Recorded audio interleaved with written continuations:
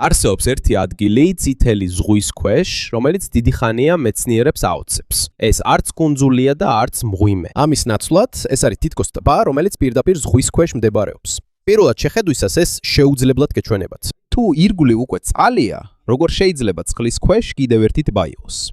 მაგრამ სინამდვილეში ეს მართლა არსებობს.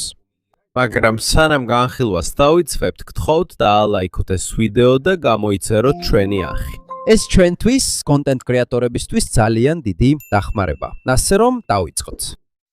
სიღრმეზე, რომელიც 1500-დან 2000 მეტრამდეა წითელი ზღვის ზოგიერთ ნაწილში. არსებობს ეგრეთ წოდებული მარილწყლის აუზები. აქ წყალი ძალიან მარილიანია, რამდენჯერმე უფრო მარილიანი ვიდრე ჩვეულებრივი ზღვის წყალი, იმის გამო რომ ის ძალიან მარილიანია, ირგვლივ წყალს ადვილად არ ერევა. ამიტომ ის ოკეანის ფსკერზე ცალკე ტბასავით რჩება. როცა ღრმა ზღვის წყალქვეშა აპარატის განათებით დააკვირდებით, აშკარად ჩანს ორი ტიპის წყლის მკაფიო საზღვარი. ეს გავს სარკეს, რომელიც ოკეანის ფსკერზეა დაგებული. მის კიდეებზე კი პატარა ტალღებიც ჩანს. ეს ილუზია არ არის. ეს ნამდვილად ხდება, რადგან ამ ორი ტიპის წყლის მარილიანობა და სიმკვრივე ძალიან განსხვავდება. მაგრამ კიდევ უფრო უცნაური აღმოჩენა გააკეთეს შემდეგ. ამ ბრაინის აუზებში თითქმის არ არის ჟანგბადი. გარდა ამისა, მარილიანობა ძალიან მაღალია და ასევე ბევრი ქიმიური ნივთიერებაა. ამ მიზეზით ზღვის თევზებისა და სხვა ცხოველების უმეტესობისთვის ამ ადგილას შესვლა გარდაუვალი სიკვდილია. ამიტომ ხშირად თევზები და სხვა ცხოველები ბრაინის აუზის კიდესთან ხვდებიან და ვეღარ ახერხებენ გამოსვლას. ამიტომაც ზოგიერთი მეცნიერი ამ ადგილებს ღრმა ზღვის სიკვდილის მახეებს უწოდებს. და მიუხედავად იმისა, რომ შიგნით თითქმის არც ერთი დიდი ცხოველი არ ცხოვრობს, აქ სხვა სახის სიცოცხლე მაინც ახერხებს გადარჩენას. მათ შორის არიან ძალიან უცნაური არსებები. ესენი არიან პატარა მიკროორგანიზმები, რომლებიც სიცოცხლისთვის მზის სხივებზე არ არიან დამოკიდებული. ამის ნაცვლად ისინი ენერგიის წყაროდ გარშემო არსებული ქიმიური ნივთიერებებს იყენებენ. ეს ნიშნავს, რომ მიუხედავად იმისა, რომ ადგილი მუდმივად ბნელია და თითქმის არ არის ჟანგბადი, ისინი მაინც ახერხებენ გადარჩენას. ამიტომ მეცნიერები ახლა უფრო აქტიურად იკვლევენ მარილწყლის აუზებს. შესაძლოა სწორედ ასეთი იყო ის ადგილი, სადაც დედამიწაზე სიცოცხლე პირველად დაიწყო მილიარდობით წლის წინ.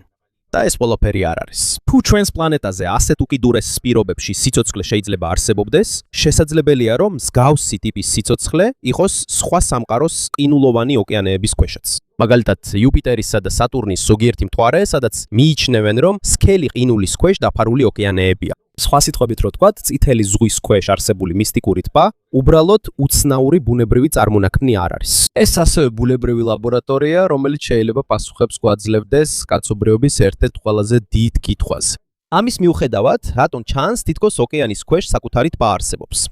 პასუხი ისაა, რომ იქ წყალი უფრო მარილიანია. როდესაც წყალში მეტი მარილია გახსნილი, ის უფრო მძიმე ხდება. ამიტომ ძალიან მარილიანი წყალი მარილწყლის აუზში იძირება და გროვდება ზღვის ფსკერირის ყველაზე დაბალ ნაწილში. ეს ასე გამოიყურება.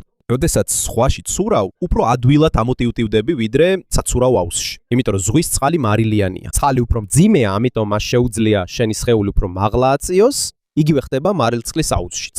მის შიგნით წყალი ძალიან მარილიანია და ბევრად მძიმეა ვიდრე ზედაპირზე არსებული ჩვეულებრივი ზღვის წყალი. ამიტომ ის ასე მარტივად არ ამოტივტივდება და არც სწრაფად გავრცელდება. ის უბრალოდ რჩება ქვემოთ როგორც სქელი წყლის საბანი, რომელიც ოკეანის ფსკერზეა გადაფენილი. ამიტომ წარმოიქმნება მკაფიო ზღვარი ჩვეულებრივ ზღვის წყალსა და ძალიან მარილიან წყალს შორის. წყალქვეშა აპარატის კამერაში ეს გავს ტბის ზედაპირს. აქვს საზღვარი და ზოგჯერ მოძრაობს კიდეც თითქოს პატარა ტალღებია. დღებია, მაგრამ ეს ჯადოსნობა არ არის, ეს უბრალოდ მეცნიერებაა.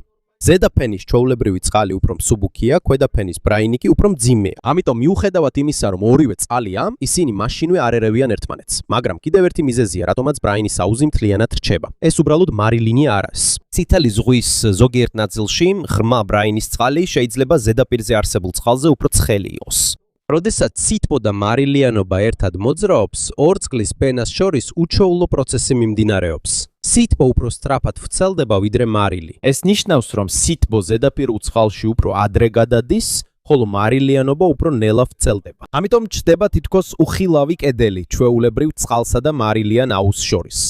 ეს არ არის ქვის კედელი, ეს არ არის სარკე. მაგრამ საკმარისია განსხვავება სიმძიმეში, მარილიანობასა და ტემპერატურაში, რომ მათი გამყოფი მკაფიოდ დარჩეს. ამიტომ როცა წყალქვეშა აპარატის სინათლე გადის, საზღვარი აშკარად ჩანს. თითქოს ტბას უყურებ. მაგრამ ეს ტბა ზღვის ფსკერზეა. სოფლიოს ზოგიერთ ადგილას მარილიანი აუზები პატარაა, მაგრამ ზოგიერთი ძალიან დიდ ფართობზე ვრცელდება. არსებობს მარილიანი აუზები, რომლებიც ტბას გავს, ზოგი მდინარეს გავს და ზოგი კი ისე მოძრაობს, თითქოს წყალვარდნაა ოკეანის ქვეშ. ნოას მიხედვით მარილიანი წყალი უფრო მძიმეა, ვიდრე ჩვეულებრივი ზღვის წყალი. რადგან მასში მეტი მარილია. ის შეუძლია მიედინებოდეს ზღვის ფსკერზე და დაგროვდეს ზღვისქვეშა ღრმა ორმოებში. და წითელ ზღვაში ღრმა ზღვის მარილიანი აუზების კვლევების მიხედვით არსებობს ადგილები, სადაც წყალი ძალიან მარილიანია. თითქმის არ არის ჟანგბადი და ქიმიური შემადგენლობა უჩვეულოა. ეს ნიშნავს, რომ ეს ჩვეულებრივი წყალი არ არის, ეს არის უკიდურესი გარემო, სადაც ზღვის ცოცხალი არსებების უმეტესობა ვერ იცხოვრებს. მაგრამ აქ კიდევ ერთი კითხვა ჩნდება. თუ ცოტა მარილი მაინც ტოვებს მარილწყლის აუზს, რატომ არ იწურება ის? რატო არ ერევა ის ნელ-ნელა მთელ ოკეანეში და არ ქრება? აქ ჩნდება წყალქვეშა ტბების კიდევ უფრო დიდი საიდუმლო. ბრაინის აუზი უბრალოდ დარჩენილი მარილიანი წყალი არ არის. ბევრ ადგილას ის მუდმივად ივსება ზღვის ფსკერიდან. ზღვის ფსკერზე უძველესი მარილის ნალექებია ჩამარხული ქვასა და მიწაში. როცა იქ წყალი გაივლის, მარილი იხსნება. შედეგად წყალი ძალიან მარილიანი ხდება. შემდეგ ზეწოლისა და ზღვის ფსკერის ბზარების გამო მარილიანი წყალი შეიძლება ამოვიდეს და გამოვიდეს ზღვის ფსკერიდან. როცა ის ჩავარდება ორმოში ან დაბალ ადგილას, იქ გროვდება. ამიტომ, როცა ზედა ნაწილში ცოტა ბრაიმი ქრება, ახალი მარილიანი წყალი შეიძლება შემოვიდეს ქვემოდან. ეს გავს ვედროს, რომელსაც ცოტა ჟონვა აქვს, მაგრამ ასევე აქვს ონკანი, რომელიც ნელა ავსებს მას. ამიტომ ბრაინის აუზი მაშინვე არ ქრება. და რაც უფრო დიდხანს რჩება ის, მით უფრო უცნაური ხდება მისი გარემო. ბრაინის აუზის კიდეებზეც კი არსებობენ ორგანიზმები, რომლებსაც შეუძლიათ გადარჩენა უკიდურეს პირობებში. ისინი არ გვანან ჩვეულებრივ თევზებს, რომლებსაც სჭირდებათ ნორმალური ჟანგბადი და მზის სხივი. ზოგიერთი მათგანი კი ზღვის ფსკერიდან წამოსულ ქიმიურ ნივთიერებებზეა დამოკიდებული. მაგრამ კიდევ ერთი კითხვა არსებობს. საიდანან მოდის ეს ახალი მარილიანი წყალი? პასუხი იმალება ჩვენი პლანეტის ისტორიაში. მილიონობით წელი გავიდა. გეოლოგების კვლევების მიხედვით ნამდვილი ღრმა ზღვის მარილიანი აუზები უბრალოდ ნებისმიერ ადგილას არ წარმოიქმნება. ყველაზე ცნობილი ადგილები, სადაც ასეთი ტიპის ტბებია, არის წითელი ზღვა, მექსიკის ყურე და ხმელთაშუა ზღვის ზოგიერთი ნაწილი. კიდევ ერთი მნიშვნელოვანი რამ არის, რაც ამ სამ ადგილს აერთიანებს. უძველეს დროში ეს ადგილები ყოველთვის არ იყო დაკავშირებული დიდ ოკეანეებთან. იყო პერიოდები, როდესაც ისინი თითქმის განცალკევებული იყვნენ სხვა ზღვებისგან, კონტინენტების მოძრაობისა და მიწისძვლებების გამო. რადგან ახალი ზღვის წყლის შემოსვლა შეზღუდული იყო, ამ აუზების დიდი ნაწილი ნელ-ნელა შრებოდა ძლიერი აორთქლების გამო. როდესაც წყალი აორთქლდა, ფსკერზე დარჩა დიდი რაოდენობით მარილი. ხოლო მილიონობით წლის განმავლობაში ეს სქელი მარილის ფენები დაიფარა ტალახით, ქვიშით და სხვა ნალექებით. როდესაც ზედაპირზე ნალექები გროვდებოდა, მარილის ფენა უფრო და უფრო ღრმად იძირებოდა დედამიწის ქვეშ, მაგრამ ამით პროცესი არ სრულდება. დროის გასვლასთან ერთად ზედა ნალექები უფრო და უფრო მძიმე ხდება. იმის გამო, რომ მარილი უფრო რბილია ვიდრე მყარი ქვა, ის იწყებს მიწის ქვეშ მოჩხლედვასა და მოძრაობას. და მეცნიერები ამ პროცესს მარილის ტექტონიკას უწოდებენ. მოკლედ რო თქვათ, მარილის სქელი ნალექი ნელ-ნელა იჭყლიტება მის ზემოთ არსებული ქვების სიმძიმის გამო. ამის შედეგად ზღვის ფსკერის ქვეშ ჩნდება ბზარები და გასასვლელები. როდესაც ეს ხდება, ზღვის წყალი აღწევს ძველ მარილის ნალექებში. როდესაც წყალი გადის, ის ხსნის დიდ რაოდენობას მარილს. შედეგად მიიღება ძალიან კონცენტრირებული მარილიანი წყალი, ანუ ზედმეტად მარილიანი ხსნარი.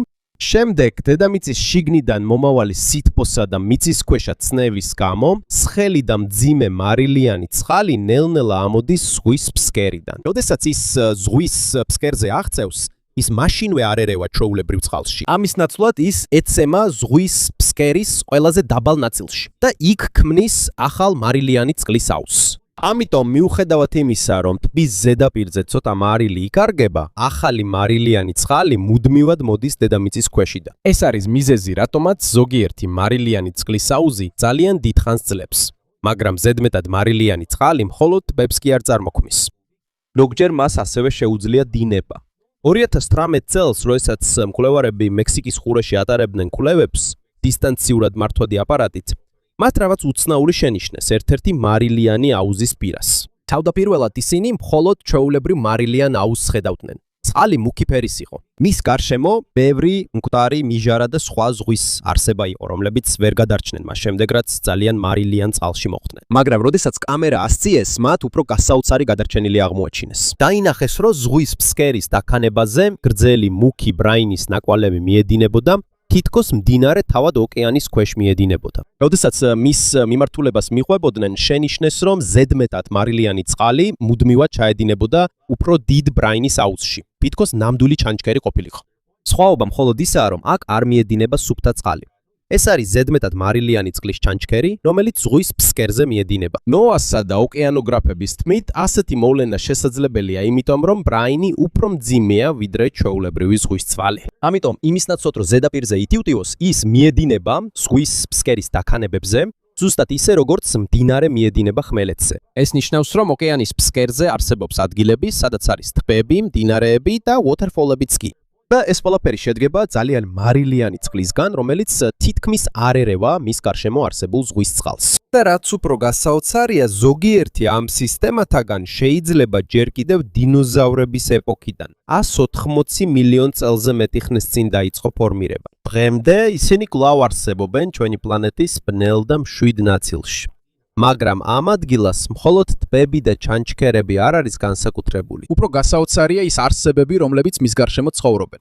თუ დაფიქრდებით, თითქოს შეუძლებელია აქ ვინმეს ცხოვრება შეეძლოს, წყალში თითქმის არ არის ჟანგბადი, მარილიანობა კი ძალიან მაღალია. აქ არის ისეთი ქიმიკატები, როგორიცაა მეთანი და წყალბადის სულფიდი, რომლებიც მრავალი ზღვის ცხოველისთვის მომწამლელია. აქ მუდმივი სიბნელია და ზეწოლაც ძალიან მაღალია ოკეანის სიღრმის გამო. პირველი შეხედვით შეიძლება იფიქრო, რომ ეს ერთ-ერთი ყველაზე ცუდი ადგილია ნებისმიერი სიცოცხლისთვის, მაგრამ ეს ასე არ არის.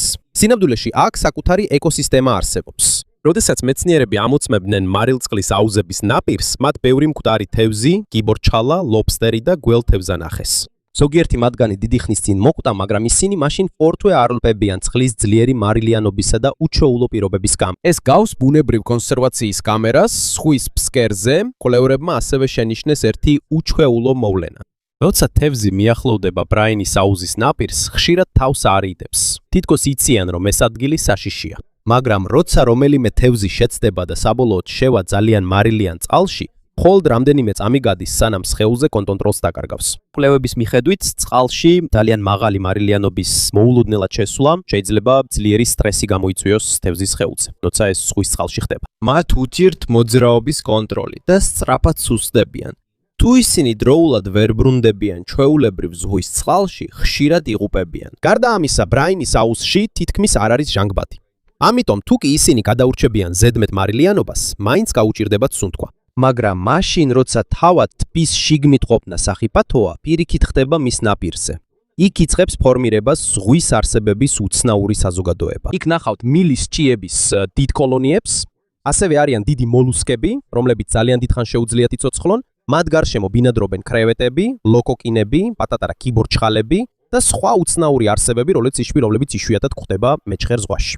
რატომ იხრიან ისინი თავს ასეთ საშიშ ადგილას? იმიტომ რომ აქ ბევრი საკვებია. ქვედა ზღვის ფსკერიდან გაუმავალი ქიმიური ნივთიერებები ენერგიის წყაროდ გამოიყენება მიკროორგანიზმებისთვის. ეს მიკროორგანიზმები მთელი ეკოსისტემის საფუძველს წარმოადგენენ. ისინი მზის სინათლეზე დამოკიდებულნი არ არიან. ამის ნაცვლად ისინი იყენებენ ქიმიურ ნივთიერებებს დედამიწის ქვეშიდან ენერგიის მისაღებად. ამ პროცესს ქემოსინთეზი ეწოდება. ამ მიკროორგანიზმების წყალობით საკვები აქვთ მილის ჭიებს და მოლუსკებს. როდესაც ისინი მრავლდებიან, მოდიან კრევეტები, კიბორჩხალები და სხვა პატარა ცხოველები. და როდესაც პატარა ცხოველები მრავლდებიან, მოყვებიან კიდევ უფრო პატარაები. შემდეგ კი მოდიან დიდი მტაცებლები, როგორიცაა თევზი, პუგიტა და გველთევზა. მოკლედ რო თქვათ, მიუხედავად იმისა, რომ ეს ადგილი ძალიან საშიშია, ის მაინც ოაზისივითაა ღრმა ოკეანის შუაგულში. მაგრამ არის ერთი არსება, რომელმაც მეცნიერები კიდევ უფრო გააოცა. ეს არის ჰაგფიში. ის ერთ-ერთი უძველესი ხერხემლიანი სახეობა, რომელიც დღემდე ცოცხობს. ის არსებობდა ჯერ კიდევ დინოზავრების გამოჩენამდე. რაც კიდევ უფრო გასაოცარია, როგორც ჩანს, მას შეუძლია ბრაინის აუზის კიდეზე შესვლა და გამოსვლა. ის ისე არ ზიანდება, როგორც სხვა თევზები. მაშინ, როცა სხვა ცხოველები სწრაფად სუსტდებიან, როცა ძალიან მარილიან წყალში ჩაეშვება, ჰაგფიში ახერხებს შიგნით შესვლას საკვების მისაღებად და შემდეგ ისევ გამოდის. მეცნიერებს ეს ჯერ კიდევ სრულად არ ესმით. ჯერ კიდევ უცნობია, რატომ არის ის უფრო გამძლე ვიდრე ზღვის სხვა ცხოველების უმეტესობა. კვლევები გრძელდება, რათა გაირკვეს რა არის განსაკუთრებული მის სხეულში. და სწორედ აქ ხდება ბრაინის აუზები კიდევ უფრო მნიშვნელოვანი. ისინი მხოლოდ ზღვისქვეშა უცნაური ტბები არ არიან.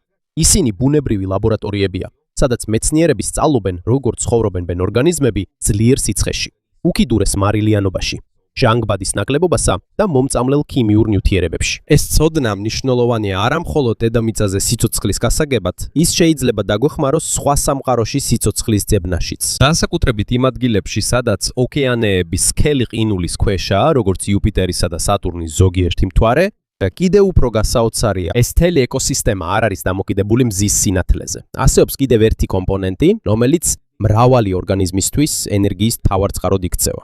ეს არის აირი, რომელიც სხვა გარემოებებში საშიშად და მომწამლელად ითვლება, მაგრამ აქ, ზღვის სიღრმეში, სწორედ ის ეხმარება მთელ არსებულ საზოგადოებას სიცოცხლის შენარჩუნებაში. მაგრამ კიდევ უფრო დიდი კითხვა არსებობს. თუ ზღვის ფსკერზე მზის სხივი არ აღწევს, საიდან მოდის საკვები ამ ყველა ცხოველისთვის? დედამიწის თითქმის ყველა ადგილას სიცოცხლე იწყება მზით. მცენარეები იყენებენ მზის ენერგიას საკუთარი საკვების შესაქმნელად. ამ პროცესს ფოტოსინთეზი ეწოდება. შემდეგ მცენარეებს სხვა ცხოველები ჭამენ, ხოლო მათ კი უფრო დიდი ცხოველები ჭამენ. ასე მუშაობს საკვების ჯაჭვაჭვი თითქმის მთელ პლანეტაზე. თუნდაც ღრმა ოკეანეში სიცოცხლე მაინც დამოკიდებულია მზეზე. როგორ? იმიტომ რომ არსებობს პატარა ნაწილაკები, მკვდარი პლანქტონის, წყალმცენარეებისა და სხვა ორგანული მასალის, რომლებიც ნელ-ნელა იძირება ზღვის ზედაპირიდან. მეცნიერები ამას საზღვაო თოვლს უწოდებენ. ეს არის საკვები მრავალი არსებისთვის ზღვის სიღრმეში. მაგრამ სულ სხვა რამ ხდება ბრაინის აუზის გარშემო. თითქმის არ არის საკმარისი საზღვაო თოვლი, რომ ამდენი ორგანიზმი იქ არსებობდეს. ეს ნიშნავს, რომ ამ ეკოსისტემას ენერგიის სხვა წყარო აქვს. და აქ დაიწყო ერთ-ერთი ყველაზე მნიშვნელოვანი აღმოჩენა საზღვაო მეცნიერებაში. როდესაც მეცნიერებმა შეისწავლეს დიდი მოლუსკები, რომლებიც ბრაინის აუზის ნაპირზე ცხოვრობენ, მათ რაღაც უჩვეულო შენიშნეს. მათ ბაყაყებში უამრავი ბაქტერია იყო, მაგრამ ეს ჩვეულებრივი ბაქტერიები არ იყო. მათ განსაკუთრებული უნარი ჰქონდათ. მათ მზის სინათლის გამოყენების ნაცვლად საკვების დასამზადებლად იყენებენ ქიმიურ ნივთიერებებს, რომლებიც დედამიწის ქვეშიდან მოდის. ეს მოიცავს მეთანს და ზოგიერთ ადგილას წყალბადის სულფიდს. ამ პროცესს ქემოსინთეზი ეწოდება. მარტივად რო ვთქვათ, თუ მცენარეები მზის შუქს იყენებენ საკვების დასამზადებლად, ზღვის ფსკერზე არსებული ბაქტერიები ქიმიური ნივთიერებების ენერგიას იყენებენ. ამიტომ, მიუხედავად იმისა, რომ მზე არ არის, ისინი მაინც ახერხებენ საკვების წარმოებას. ბაქტერიები პირველები არიან, ვინც ენერგიას ქმერგიას ქმნის. შემდეგ სხვა ორგანიზმები ჭამენ მათ ან სარგებლობენ მათით. აქედან იწყება მთელი საკვები ჯაჭვი ბრაინის აუზში. კიდევ ერთი საოცარი ურთიერთობა არსებობს ბაქტერიებსა და მოლუსკებს შორის. ბაქტერიები მოლუსკებს საკვებსა და ენერგიას აწვდიან. სამაგიეროდ მოლუსკები იცავენ ბაქტერიებს თავიანთ სხეულში. თითქოს ერთმანეთს ეხმარებიან, რომ ორივე გადარჩეს. ამ პარტნიორობის წყალობით მოლუსკების რაოდენობა იზრდება ბრაინის აუზის გარშემო. როდესაც მოლუსკების რაოდენობა იზრდება, ასევე იმატებს კრევეტების, კიბორჩხალების, ლობსტორების და სხვა ცხოველების რაოდენობაც, რომლებიც მათ ნიჟარებს შორის ცხოვრობენ. და როდესაც პატარა ცხოველების რაოდენობა იზრდება, შემდეგ მოდიან უფრო დიდი მტაცებლები. ამიტომ მიუხედავად იმისა, რომ მარილიანი აუზი უზარმაზარი და თითქმის უსიცოცხლო ოკეანის შუაგულშია, მის გარშემო ზღვის არსებებისთვის პატარა ქალაქივით ხდება. როდესაც მეცნიერებმა ეს პირველად ნახეს, ისინი ძალიან გაოცდნენ. რადგან ამან აჩვენა, რომ დედამიწაზე სიცოცხლე მხოლოდ მზეზე არ არის დამოკიდებული, არსებობს ეკოსისტემები, რომლებიც სინათლის არც ერთი სხივის გარეშეც კი ცხოვრობენ. ეს აღმოჩენა კიდევ უფრო მნიშვნელოვანი გახდა, როდესაც მეცნიერებმა დაიწნეს შესწავლა, თუ როგორ დაიწყო პირველი სიცოცხლე ჩვენს პლანეტაზე. ძალიან დიდი ხნის განმავლობაში ბევრი მეცნიერი ფიქრობდა, რომ სიცოცხლე დაიწყო თბილ და არაღრმა წყლებში, სადაც მზის სხივები აღწევდა. 1871 წელს ჩარლზ დარვინის წერილში მან წამოაყენა იდეა, რომ სიცოცხლე შეიძლება დაწებულიყო პატარა და თბილ ტბაში, სადაც სხვადასხვა ქიმიური ნივთიერებები იყო. მოგვიანებით გაჩნდა იდეა, რომელსაც უწოდებენ პრიმორდიულ სუპს. ამ თეორიის მიხედვით მარტივი ქიმიური ნივთიერებები არაღრმა წყალში ნელ-ნელა ერთიანდებოდა, სანამ არ წარმოიქმნა პირველი სიცოცხლე. მზის სხივების, სითბოს და შესაძლოა ელვის ენერგიის გამოყენებით. ბევრი ათწლეულის განმავლობაში ეს იყო ერთ-ერთი ყველაზე მიღებული ახსნა სიცოცხლის წარმოშობის შესახებ. მაგრამ როდესაც ჰიდროთერმული წყაროებისა და მარილიანი აუზების გარშემო ეკოსისტემები აღმოაჩინეს, ბევრ მეცნიერ შეხედულება შეეცვალა, როცა გააცნობიერეს, რომ სიცოცხლის დასაწყებად შეიძლება მზის სინათლე საჭირო არ იყოს. შესაძლებელია სიცოცხლე ოკეანის სიღრმეში დაიწყოს, სადაც დედამიწის შიგმიდან მოდის სითბო და უამრავი ქიმიური ნივთიერებაა, რომლებიც ენერგიის წყაროდ შეიძლება იქცეს. დღემდე არ არსებობს ერთი თეორია, რომელიც სიცოცხლის ზუსტ წარმოშობას ამტკიცებს. მეცნიერები კვლავ სწავლობენ სხვადასხვა შესაძლებლობებს, მაგრამ ერთი რამ ნათელია. ზღვის ფსკერზე არსებული იდუმალი მარილიანი აუზები ახალი მიმართულება გახდა პასუხისძიებაში კაცობრიობის ერთ-ერთ ყველაზე დიდ კითხვაზე. თუმცა მარილიანმა აუზებმა არა მხოლოდ დედამიწის ისტორია შეცვალეს, მათ ასევე შეცვალეს ჩვენი მიდგომა სხვა პლანეტებზე სიცოცხლის ძიების მიმართ. ადრე ბევრი მეცნიერისთვის ყველაფერი მარტივად ჩანდა. თუ მზის სინათლე არ არის, ალბათ სიცოცხლეც არ არსებობს. მაგრამ მას შემდეგ, რაც მარილიანი აუზები და სხვა ღრმა ზღვის ეკოსისტემები აღმოაჩინეს, რომლებიც ქემოსინთეზზე არიან დამოკიდებული, დადასტურდა, რომ ორგანიზმის სიცოცხლისთვის ყოველთვის აუცილებელი არ არის მზის სინათლე. ეს ნიშნავს, რომ მზის სისტემაში უფრო მეტი ადგილია, სადაც სიცოცხლის ძებნა შეიძლება. ორი ყველაზე ცნობილი კანდიდატია ევროპა, იუპიტერის ერთ-ერთი მთვარე და ენცელადე, სატურნის ერთ-ერთი მთვარე. რატო ეს ორი? იმიტომ რომ კოსმოსური ხომალდების დაკვირვებებისა და პლანეტარული მეცნიერების კვლევების მიხედვით, მეცნიერები თვლიან, რომ მათი სქელი ყინულის ქვეშ უზარმაზარი თხევადი წყლის ოკეანეებია. ზედაპირზე მხოლოდ ყინულია შესამჩნევი, მაგრამ მის ქვეშ მიიჩნევა, რომ ღრმა ოკეანეა, რომელიც შეიძლება უფრო დიდი იყოს, ვიდრე დედამიწის ზოგიერთი ოკეანე. ამ ოკეანეებამდე მზის სხივი არ აღწევს. ადრე ბევრი მეცნიერი ფიქრობდა, რომ ასეთ ადგილას სიცოცხლის არსებობა შეუძლებელია, მაგრამ ეხლა შეხედულება შეიცვალა. თუ დედამიწაზე არსებობენ მიკროორგანიზმები, რომლებსაც შეუძლიათ ბნელ, მარილიან და თითქმის ჟანგბადგარეშე გარემოში ცხოვრება, შესაძლოა მსგავსი ორგანიზმები არსებობდნენ ევროპას ან ენცელადუსის ყინულის ქვეშაც. ეს არ ნიშნავს, რომ უცხო პლანეტელები უკვე აღმოაჩინეს. დღემდე არ არსებობს პირდაპირი მტკიცებულება იმისა, რომ ამ ორ მთვარეზე სიცოცხლე არსებობს. ეს კვლავ სამეცნიერო შესაძლებლობაა, რომელსაც მეცნიერები განაგრძობენ შესწავლას. ამიტომაც არის ეს მნიშვნელოვანი ნაწილი თანამედროვე კოსმოსური კვლევების, მეცნიერები ეძებენ წყლის, ქიმიური ნივთიერებებისა და ისეთი პირობების ნიშნებს, რომლებიც სიცოცხლისთვის ხელსაყრელი შეიძლება იყოს. ერთ-ერთი ყველაზე მნიშვნელოვანი მისია ამისთვის არის NASA-ს ევროპა კლიპერი. მისი მიზანია უფრო დეტალურად შეისწავლოს ევროპა, რათა გაირკვეს, რამდენად დიდია ალბათობა იმისა, რომ მას აქვს ისეთი გარემო, სადაც მარტივი ორგანიზმები შეიძლება არსებობდნენ. ის პირდაპირ არ ეძებს უცხო პლანეტელთა ქალაქებს ან დიდ არსებებს. ამის ნაცვლად ის მოძებნის იმ ნივთიერებებსა და პირობებს, რომლებიც საჭიროა სიცოცხლის წარმოსაქმელად ან შესანარჩუნებლად. რაც არ უნდა იყოს შემდეგი მისიების შედეგი, ერთი რამ ნათელია. მარილიანი აუზები მეცნიერებს ძალიან მნიშვნელოვან გაკვეთილს ასწავლიან. სიცოცხლე უფრო გამძლეა, ვიდრე ადრე გვეგონა. მას შეუძლია გადარჩენა ისეთ ადგილებში, სადაც თითქმის არ არის ჟანგბადი. მას შეუძლია გადარჩენა უკიდურეს მარილიანობაში. მას შეუძლია გადარჩენა უზარმაზარი წნევის ქვეშ. და მას შეუძლია გადარჩენა მაშინაც კი, როცა არც ერთი მზის სხივი არ აღწევს. ამის გამო დავფართოვდა ჩვენი გაგება იმისა, რას ნიშნავს სიტყვა სიცოცხლისთვის ვარგისი, ანუ ადგილი, სადაც სიცოცხლე შეიძლება არსებობდეს. შესაძლოა ჩვენს პლანეტაზე კიდევ ბევრი გარემოა, რომელიც ჯერ ბოლომდე არ გვესმის. და შეიძლება ასე იყოს მზის სისტემის სხვა ნაწილებშიც.